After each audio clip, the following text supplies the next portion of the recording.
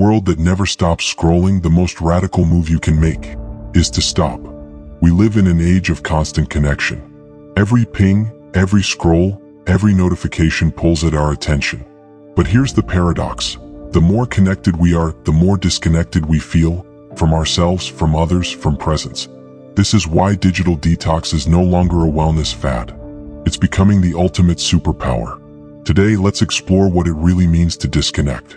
Not as escape, not as rejection, but as a return to clarity, to presence, to power. Chapter 1, The Overload. Picture this. You wake up and before your feet touch the floor, your hand reaches for your phone. Messages, headlines, endless feeds, all before sunrise. The average person checks their phone more than 100 times a day. Psychologists call it continuous partial attention. You're everywhere but never fully anywhere. And the cost?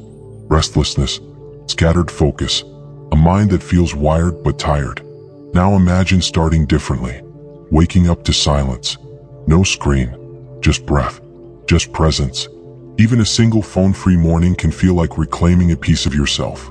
Chapter 2, The Rise of Digital Detox. Around the world, people are quietly rebelling against the noise. Cafes with no Wi-Fi are filling up. Retreats that lock away phones are booked months in advance. Even executives are carving out offline hours to protect their focus. Why? Because silence has become scarce. And in scarcity, silence becomes luxury. You don't need a retreat to feel it. Try carving out one space in your home. A dinner table, a corner chair, even your bed, where no screens are allowed. That small boundary turns ordinary moments into rare ones. Chapter 3, The Science of Disconnecting. Neuroscience tells us that silence isn't empty, it's restorative. A University of Pennsylvania study found that limiting social media to just 30 minutes a day reduced loneliness and depression.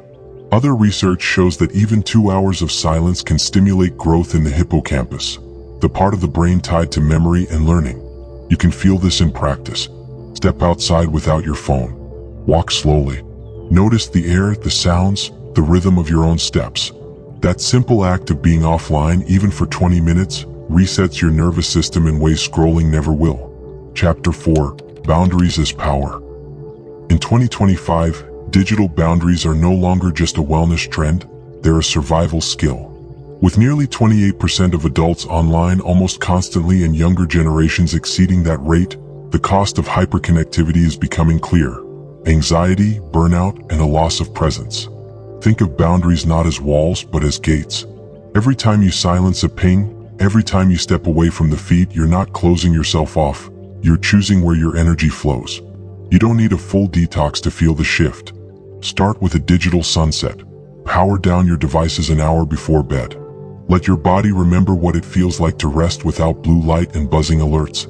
Or try batching your communication. Check messages at set times instead of constantly. That small change alone can restore hours of deep focus. Boundaries are not weakness. They are power. They say, I decide what gets my attention. I decide what gets my peace. Chapter 5, Presence as Aura. Something happens when you put the phone down. Conversations deepen. Eye contact lingers. Time slows. Neuroscience shows that calm, undistracted behavior in one person can regulate stress in others. Your stillness becomes contagious. Your presence becomes the quiet space others crave.